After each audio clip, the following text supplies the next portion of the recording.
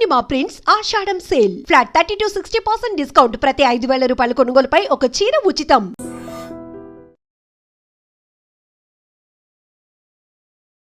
జీడిమెట్ల అంజలికి సంబంధించిన కేస్ 2 రోజులుగా దీని గురించే అందరూ చర్చించుకుంటున్నారు. ఇంత ఘోరంగా ఒక అమ్మాయి కన్న తల్లిని ఎట్లా చంపుతుంది ఏంటి అనేది. ఇప్పుడు ఆ అమ్మాయి పోలీస్ స్టేషన్లో ఉంది అండ్ విచారణను ఎదుర్కొంటుంది. అట్లాగే ఈ చంపినటువంటి వ్యక్తి ఎవరైతే శివ ఉన్నాడో శివ అండ్ వాళ్ళ తమ్ముడు కూడా ఇప్పుడు పోలీస్ స్టేషన్లోనే ఉన్నారు.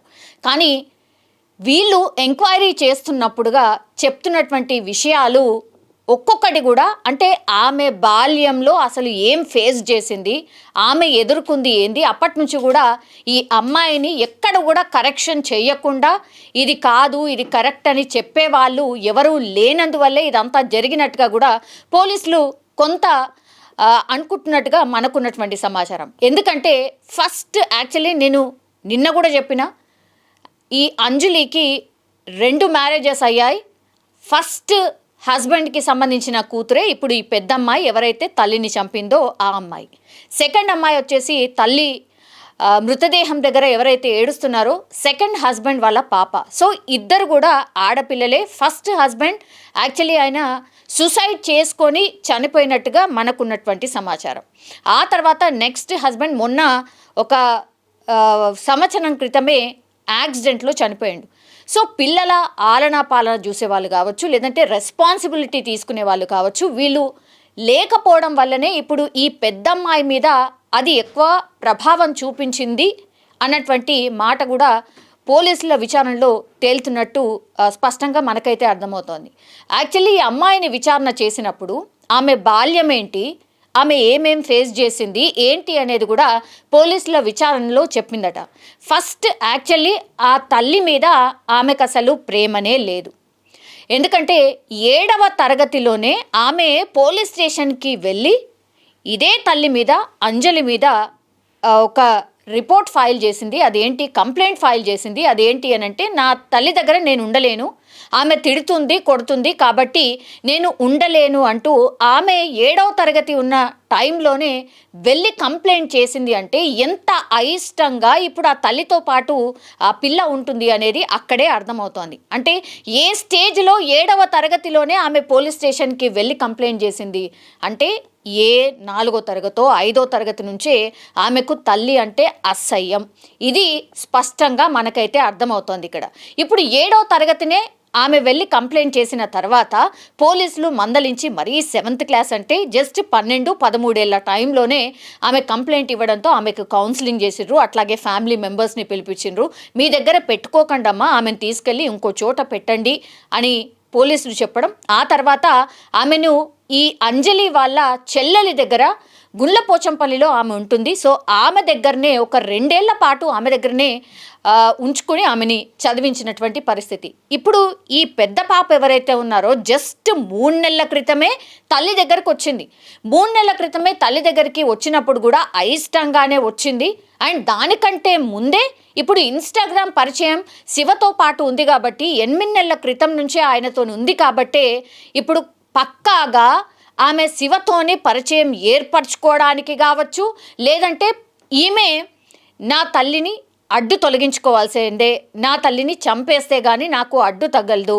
అండ్ ఇంకోటి ఏంటంటే పూర్తిగా నేను ప్రశాంతంగా ఉండాలంటే ఆమె తల్లి ఎక్కడ కూడా ఉండకూడదు అని ఫిక్స్ అయింది. కాబట్టే శివ అనే వ్యక్తితోని ప్రేమాయణం కావచ్చు, శివ అనే వ్యక్తి సపోర్ట్తోనే నేను ఇదంతా చేయగలుగుతాను, శివ అనే వ్యక్తితోనే నా తల్లిని పూర్తిగా చంపేయగలుగుతానని ఫిక్స్ అయింది. కాబట్టే ఆమె కేవలం 15 సంవత్సరాలు మాత్రమే ఉంది, కానీ ఆమె మైండ్లో ఒకటే ఫిక్స్ అయింది, నా తల్లి లేకుండా ఉంటేనే నేను ప్రశాంతంగా ఉంటాను. ఇప్పుడు శివతో పరిచయం ఏర్పడిన కొన్నాళ్ళ నుంచే శివకి పూర్తి ఇన్ఫర్మేషన్ ఆర్ ఫ్యామిలీ బ్యాక్గ్రౌండ్ మొత్తం చెప్పింది. ఇట్లా తల్లితోనే నాకు ఇష్యూ ఉంది, నాకు ఇష్టం లేదు, నేను ఉండలేను, నేను పూర్తిగా నీ దగ్గరికే వచ్చేస్తాను అన్నటువంటి మాట చెప్పింది. కాబట్టి ఈ ఇన్సిడెంట్ జరిగే కొద్ది రోజుల ముందు అంటే 19వ తారీఖున ఆమె శివ వాళ్ళ ఇంటికి వెళ్ళిపోయింది. శివతో పాటు ఒక 3 రోజులు 4 రోజులు ఉన్న తర్వాత ఇప్పుడు అంజలి ఎవరైతే ఈ తల్లి ఉందో, ఎవరైతే చనిపోయిందో ఆమె పోలీసులకు కంప్లైంట్ చేయడం జరిగింది. నా పాప మిస్ అయింది కాబట్టి నేను కేసు ఫైల్ చేస్తున్నాను అన్నటువంటి మాట చెప్పింది. అయితే ఇప్పుడు ఈ శివ దగ్గరికి వెళ్ళే కంటే ముందే ఆల్రెడీ ఈ పెద్ద పాప ఎవరైతే ఉన్నారో ఆమె ఆల్రెడీ ఫిక్స్ అయిపోయిందనమాట. నేను ఇక రాను అని ఫిక్స్ అయింది కాబట్టే ఆమె దగ్గర, అంటే అంజలి దగ్గర, వాళ్ళ తల్లి దగ్గర ఉన్నటువంటి ఏ కొంత డబ్బో లేకపోతే బంగారమో తీసుకొని శివ ఇంటికి వెళ్ళిపోయింది.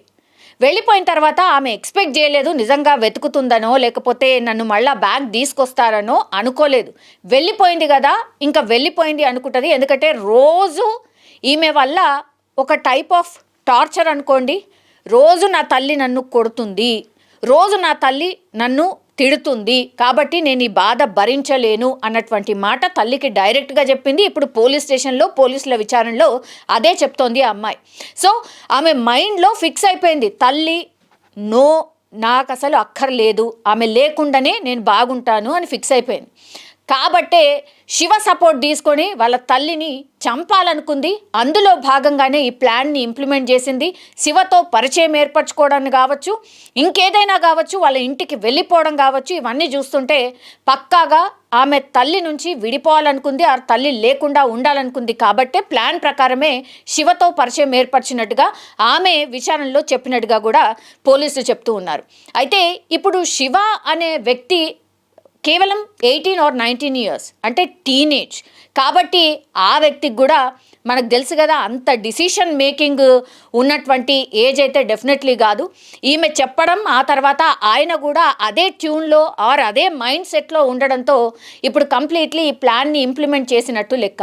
అండ్ ఇంకోటి ఏంటంటే, శివకి ఈ విషయం చెప్పినప్పుడు ఎప్పుడైతే 3 రోజులు వాళ్ళ ఇంట్లో ఉండి వచ్చేసిన తర్వాత, ఆమెను తీసుకొని వచ్చిన తర్వాత తల్లి మళ్ళీ కొట్టింది, మళ్ళీ తిట్టింది.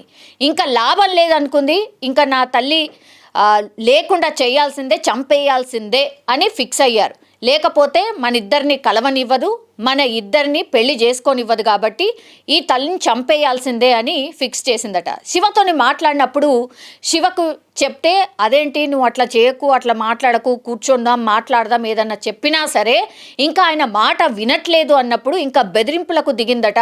ఒకవేళ నువ్వు వచ్చి మా తల్లిని చంపకపోతే నేను ఆత్మహత్య చేసుకుంటాను, అది కూడా నీ పేరు రాసి ఆత్మహత్య చేసుకుంటాను, మన మధ్యలో ఏమేం జరిగిందో కూడా పూర్తిగా నేను రాసి నీ పేరు మీద పూర్తిగా రాసిన తర్వాతనే నేను ఆత్మహత్య చేసుకుంటాను అని బెదిరించింది. కాబట్టి తప్పనిసరి పరిస్థితుల్లో ఈ శివ తమ్ముడు ఇప్పుడు వాళ్ళ అమ్మని చంపడానికి వచ్చినటువంటి పరిస్థితి. ఇప్పుడు టోటల్గా విచారణలో ఆమె చెప్తున్నటువంటి విషయాలు చూస్తే ఆమె ఎప్పటి నుంచో తల్లి దగ్గర ఉండాలని ఇష్టం లేదు కాబట్టే ఇంకా తప్పనిసరి పరిస్థితుల్లో ఇంకా తల్లి లేకపోతేనే నా జీవితం బాగుంటుంది అనుకున్నది కాబట్టే ఇదంతా చేసినట్టుగా పోలీసుల విచారణలో స్పష్టంగా అర్థమవుతోంది.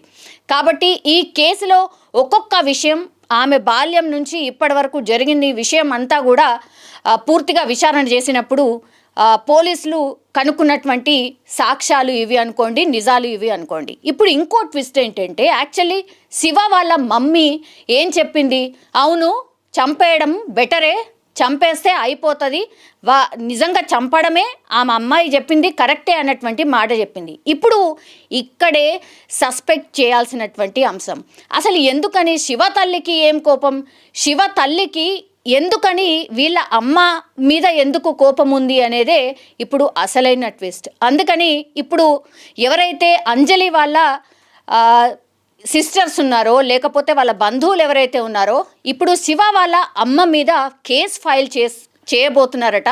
అసలు ఎందుకని శివ వాళ్ళ అమ్మకి ఏంటి ఇంట్రెస్ట్, శివ వాళ్ళ అమ్మ ఎందుకని అంజలి చంపేయడమే బెటర్, అంజలిని చంపేస్తే అన్నిటికీ ప్రాబ్లం సాల్వ్ అవుతుంది అన్న మాట ఎందుకు చెప్పాల్సి వచ్చింది, ఇది ఇప్పుడు అంజలి వాళ్ళ బంధువులందరూ కూడా పోలీసులకు కంప్లైంట్ చేయబోతున్నట్టుగా కూడా చెప్తున్నారు. సో ఇది కేసులో అసలైన ట్విస్ట్ అనుకోవచ్చు. ఇప్పుడు ఎట్లాంటి విచారణ జరగబోతోంది, ఈ అమ్మాయిని అట్లాగే శివ వాళ్ళ అమ్మని కూడా అదుపులోకి తీసుకున్న తర్వాత విచారణ చేస్తే ఇంకేమి నిజాలు బయటకు వస్తాయి, మరి కోపం ఎందుకు, ఎందుకంటే మీకు ఎన్ని రోజుల నుంచి పరిచయం, కేవలం 8 నెలల నుంచే శివ పరిచయం అంటున్నారు, అసలు శివకే అమ్మాయి పూర్తిగా అర్థం కాలేదు, అట్లాంటిది మీకు వాళ్ళ తల్లి ఏం అర్థమైంది, జరిగింది, మీరెందుకు చంపాలనుకుంటున్నారు, ఇవన్నీ విషయాలు కూడా తెలుసుకోవాల్సిన అవసరం అయితే డెఫినెట్లీ కనిపిస్తోంది. కాబట్టి ఈ కేసులో మాత్రం ఇదే ట్విస్ట్. మరి శివ వాళ్ళ అమ్మ మీద కేసు ఫైల్ అయితే